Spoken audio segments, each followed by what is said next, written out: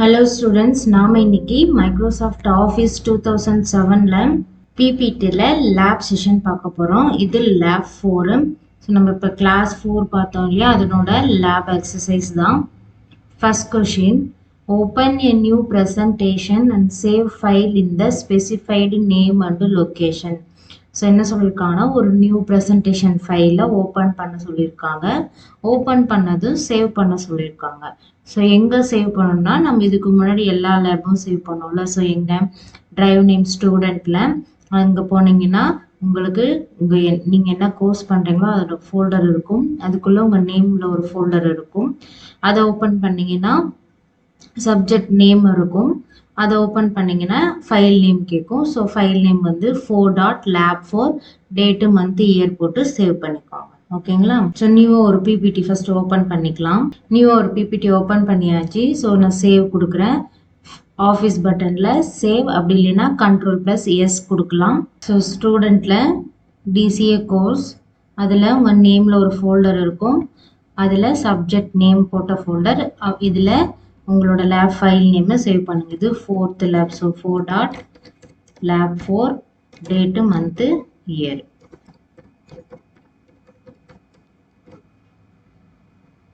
So கொடுத்துட்டு save as type பார்த்துக்கோங்க. pptx.pptx PowerPoint presentation கொடுத்துட்டு சேவ் கொடுத்துக்கோங்க. உங்கள் ஃபைல் சேவ் ஆகிடும். ஸோ அடுத்த question, insert new slide and set the layout as blank slide. So நியூவாக ஒரு ஸ்லைடு வந்து ஓப்பன் பண்ண சொல்லியிருக்காங்க. அது என்ன லேஅவுட்டில் இருக்கணும்? blank ஸ்லைடாக இருக்கணும். ஸோ ஃபஸ்ட்டு ஒரு blank ஸ்லைடு ஓப்பன் பண்ணிக்கோங்க. ஃபஸ்ட்டில் இருக்க ஸ்லைடை டெலீட் பண்ணிக்கோங்க. ஸோ blank-ஆ ஒரு ஸ்லைடு ஓப்பன் பண்ணியாச்சு. அடுத்த question, create the below table. create the below table. So இங்கே இருக்கு இல்லையா டேபிள். ஸோ நான் டேபிள் எப்படி கிரியேட் பண்ணுறதுன்னு சொல்லிட்டு கிளாஸ் 4ல் நடத்தினேன். ஸோ அதே மாதிரி இந்த டேபிளை கிரியேட் பண்ணிக்கோங்க. ஸோ பாருங்கள், டேபிள் வந்து கிரியேட் பண்ணியாச்சு. சேம் இதே மாதிரி நீங்களும் கிரியேட் பண்ணிக்கோங்க. ஓகேங்களா? ஸோ டேபிள் கிரியேட் பண்ணுறதுல வந்து நிறைய மெத்தட் இருக்குது. என்ன மெத்தட் இருக்குது? நீங்கள் இங்கே டிஃபால்ட்டாகவும் கொடுக்கலாம், இல்லை இன்செர்ட் டேபிள், ட்ரா டேபிள், எப்படி வேணாலும் கொடுக்கலாம். இதில் எக்ஸல் ஸ்ப்ரெட்ஷீட் மட்டும் யூஸ் ஆகாது. ஸோ மீதி எந்த உங்களுக்கு கன்வீனியண்ட்டாக இருக்கோ அந்த மெத்தடில் இந்த மாதிரி ஒரு டேபிள் கிரியேட் பண்ணிக்கோங்க. ஓகேங்களா? ஸோ அடுத்த question, insert a new slide and set the layout as blank slide. So என்ன சொல்லியிருக்காங்கன்னா, blank-ஆ ஒரு ஸ்லைடு ஓப்பன் பண்ண சொல்லியிருக்காங்க. ஸோ blank-ஆ ஒரு ஸ்லைடு ஓப்பன் பண்ணதுக்கு Ctrl+M கொடுத்தீங்கன்னா மேலே என்ன நீங்கள் ஸ்லைடு ஓப்பன் பண்ணீங்களோ அதே ஃபார்மேட்டில் ஓப்பன் ஆகும். அப்படி இல்லைன்னா நீங்கள் நியூ ஸ்லைடில் போயிட்டு blank ஸ்லைடும் கொடுத்துக்கலாம். ஸோ Ctrl+M நியூ ஸ்லைடுக்கு. அடுத்தது, insert picture and follow the below steps. ஒரு பிக்சரை இன்செர்ட் பண்ண சொல்லியிருக்காங்க. ஸோ உங்கள் சிஸ்டமில் என்ன பிக்சர் அவைலபிளாக இருக்கோ அந்த பிக்சரை இன்செர்ட் பண்ணிக்கோங்க. இன்செர்ட் பண்ணிவிட்டு கீழே இருக்க ஸ்டெப்ஸை வந்து இந்த பிக்சருக்கு அப்ளை பண்ணணும். அதுக்காக இந்த ஸ்டெப்ஸை நம்ம பண்ணணும். ஸோ இன்செர்ட்டில் இல்லுஸ்ட்ரேஷனில் பிக்சர். ஸோ உங்கள் சிஸ்டமில் எந்த பிக்சர் அவைலபிளாக இருக்கோ அந்த பிக்சரை நீங்கள் இன்செர்ட் பண்ணிக்கோங்க. அடுத்தது சம் ஸ்டெப்ஸ் கொடுத்துருக்காங்க இல்லையா, அதை வந்து செய்யலாம். Contrast 20% plus 20%. ஸோ கான்ட்ராஸ்ட் வந்து 20% தரணும். ஸோ இங்கே இருக்கு பாருங்க, நீங்கள் பிக்சர் இன்செர்ட் பண்ணோடனே ஃபார்மேட்னு ஒரு டேப் ஓப்பன் ஆகும். அந்த டேப்ல ஃபர்ஸ்ட் அட்ஜஸ்ட்னு ஒரு குரூப் இருக்கும். அதில் கான்ட்ராஸ்ட் 20%. அடுத்தது recolor accent colour two dark. So இங்கே இருக்கு பாருங்க ரீகலர், அதில் ஏஷியன் கலர் டு டார்க். இதுக்கு மேலே அப்படியே உங்கள் மவுஸ் பாயிண்டர் லைட்டாக வச்சிங்கன்னா எல்லா நேமும் காமிக்கும். அதில் உங்களுக்கு எது கொடுத்துருக்காங்களோ நீங்கள் அந்த நேம் கொடுத்துக்கலாம். அடுத்தது picture style rounded diagonal corner white. So picture style இங்கே இருக்கு, இதில் ரவுண்டட் டயகனல் கார்னர் ஒயிட். அடுத்தது picture border blue colour. So picture border எல்லாமே ஃபார்மேட் டேப்ல தான் இருக்கும். அடுத்தது picture effects glow accent colour 5. So picture effect அது கீழே இருக்கு, அதில் க்ளோவில் ஏஷியன் கலர் 5. ஓகேங்களா? சேவ் பண்ணிக்கோங்க.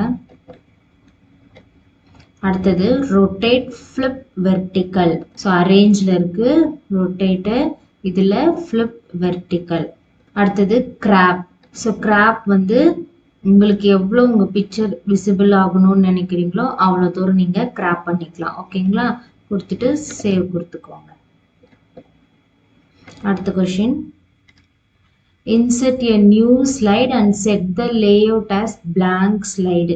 ஸோ நியூவாக ஒரு ஸ்லைட் பிளாங்காக ஓப்பன் பண்ண சொல்லியிருக்காங்க. So control M. அடுத்தது insert clipart images and follow the above picture steps. So clipart images ஒன்று வந்து கிரியேட் பண்ண சொல்லியிருக்காங்க. உங்களுக்கு என்ன clipart images வந்து தோணுதோ அதை நீங்கள் வந்து இன்சர்ட் பண்ணிக்கோங்க. பர்டிகுலராக இந்த clipart தான் கொடுக்கல. அடுத்தது clipart images நீங்கள் இன்சர்ட் பண்ண உடனே நீங்கள் பிக்சருக்கு சம் ஸ்டெப்ஸ் ஃபாலோ பண்ணீங்க இல்லையா ஸ்டைல் கொடுக்கறதுக்காக, அதே ஸ்டெப்பை இந்த clipart imagesக்கும் அப்ளை பண்ண சொல்லியிருக்காங்க. ஸோ இன்சர்ட்டில் clipart. ஸோ சர்ச் பாக்ஸில் எதுவுமே கொடுக்காம கோ கொடுத்தீங்கன்னா உங்களுக்கு எல்லா ஆப்ஷனுமே விசிபிள் ஆகும். ஸோ டபுள் கிளிக் கொடுத்தீங்கன்னா இங்கே இன்சர்ட் ஆகிடும். அடுத்தது என்ன சொல்லியிருக்காங்கன்னா, நீங்கள் பிக்சருக்கு என்ன ஸ்டெப்ஸ் ஃபாலோ பண்ணீங்களோ சேம் அதே இந்த clipart-க்கும் ஃபாலோ பண்ண சொல்லியிருக்காங்க. ஸோ நம்ம ஃபஸ்ட்டு என்ன கொடுத்தோம்னா ஃபார்மேட்டில் கான்ட்ராஸ்ட்டு ப்ளஸ் 20%, அடுத்தது ரீகலர் ஏஷியன் கலர் 2 கொடுத்தோம். அடுத்தது பிக்சர் ஸ்டைலில் rounded diagonal white and picture border blue colour. அடுத்து பிக்சர் எஃபெக்ட்ஸ் வந்து க்ளோவில் ஏஷியன் கலர் 5. ஸோ இதெல்லாம் கொடுத்தோம். அடுத்தது அரேஞ்சில் ரொட்டேட்டில் ஃப்ளிப் வெர்டிக்கல், தென் கிராப் ஆப்ஷன் வந்து உங்களுக்கு எது வரைக்கும் அந்த பிக்சர் வேணும்னு நினைக்கிறீங்களோ அது வரைக்கும் கிராப் பண்ணிக்கலாம். கொடுத்துட்டு சேவ் கொடுத்துக்கோங்க. ஸோ இதே தான் சேம் நம்ம பிக்சர் ஸ்டெப்ஸும் பிக்சருக்கும் அப்ளை பண்ணோம். அடுத்தது insert new slide and set the layout as blank slide. So பிளாங்காக ஒரு ஸ்லைடை ஓப்பன் பண்ணோம். கண்ட்ரோல் எம் கொடுத்து ஓப்பன் பண்ணிக்கோங்க. அடுத்தது create pie chart. So chart create பண்ண சொல்லியிருக்காங்க. Pie chart. ஸோ நீங்கள் டிஃபால்ட்டாக சார்ட் கிரியேட் பண்ணாவே ஒரு டேட்டா பேஸ் உங்களுக்கு கிரியேட் ஆகிடும். நீங்கள் டேட்டா பேஸ் வச்சுட்டு தான் கிரியேட் பண்ணணும்னு இல்லை. ஸோ நீங்கள் பை சார்ட் கொடுக்கும் போதே டிஃபால்ட்டாக எக்ஸல் ஒரு டேட்டா கிரியேட் ஆகிடும். ஸோ இன்செட்டில் சார்ட்டில் பை சார்ட்டில் இது ஒரு ஆப்ஷன் கொடுத்துக்கோங்க.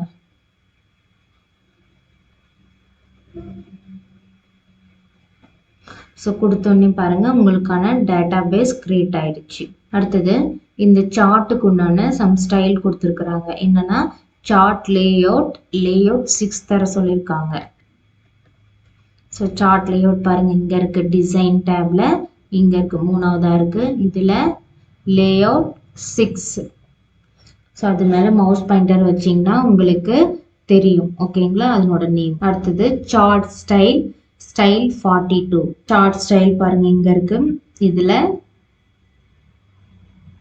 ஸ்டைல் 42. ஓகேங்களா. அடுத்தது data label inside end. So data table வந்து லேஅவுட்ஸ்ல இருக்கும். அதுல லேபிள்ல டேட்டா லேபிள், இதுல இன்சைட் எண்ட் ஆல்ரெடி எண்டில் தான் இருக்கு. உங்களுக்கு டிஃப்ரென்ஸ் தெரியும்னா நீங்க சென்டர் அந்த மாதிரி ஏதாவது கொடுத்துட்டு இன்சைட் எண்ட் கொடுத்தீங்கன்னா உள்ள எண்டில் நமக்கு அந்த டேட்டா லேபிள் வந்து விசிபிள் ஆகும். அடுத்தது legend show legend at right. So லெஜண்ட்னா இது வந்து ரைட்டில் காமிக்க சொல்லியிருக்காங்க. ஸோ ஆல்ரெடி நமக்கு வந்து ரைட்டில் தான் இருக்குது. நீங்கள் டிஃப்ரென்ஸ் வேணும்னா வேறு ஏதாவது கொடுத்துட்டு கூட ரைட்டில் கொடுக்கலாம். ஸோ இந்த லெஜண்டில் ஸோ லெஜண்ட் ரைட்டு. ஸோ நான் இப்போ வந்து லெஃப்ட் கொடுக்குறேன். கொடுத்துட்டு இப்போ நீங்கள் ரைட் கொடுங்க டிஃப்ரென்ஸ்க்காக. சேவ் பண்ணிக்கோங்க. அடுத்தது insert a new slide and set the layout as blank slide and type thank you. So பிளாங்காக ஒரு ஸ்லைட் மறுபடியும் ஓப்பன் பண்ணி அது தேங்க்யூன்னு டைப் பண்ண சொல்லியிருக்காங்க. ஸோ கண்ட்ரோல் எம் கொடுத்துக்கோங்க. நம்ம ஏதாவது டெக்ஸ்ட் டைப் பண்ணால் என்ன பண்ணணும், டெக்ஸ்ட் பாக்ஸ் யூஸ் பண்ணி டைப் பண்ணணும். ஸோ இதை சைஸ் பெருசு பண்ணிக்கோங்க அண்ட் போல்டு. ஓகேங்களா. சேவ் பண்ணிக்கோங்க. அடுத்தது வியூவிங் த ப்ரெசன்டேஷன். ஸோ நம்ம ப்ரெசன்டேஷனை வியூ பண்ணி பார்க்க சொல்லியிருக்காங்க. ஸோ ப்ரெசன்டேஷனை வியூ பண்ணி பார்க்குறதுக்கு முன்னாடி நம்ம இன்னைக்கு என்னென்ன செஞ்சோம், ஃபஸ்ட்டு ஒரு டேபிள் கிரியேட் பண்ணோம், அதில் டேட்டாலாம் ஃபில் பண்ணோம். அடுத்தது ஒரு பிக்சரை இன்சர்ட் பண்ணி அதுக்கு சம் ஸ்டைல் கொடுத்தோம்.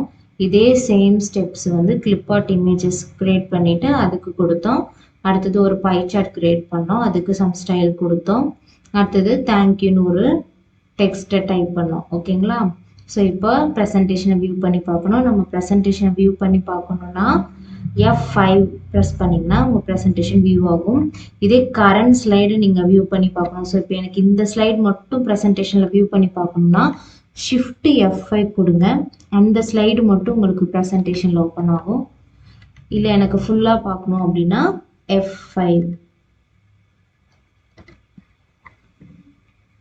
ஸோ நீங்கள் ஸ்பேஸ் பார் என்டர் இல்லைன்னா ஆரோ மார்க்கில் ரைட் ஆரோ கொடுத்தீங்கன்னா ஃப்ரண்ட்டு மூவ் ஆகும்.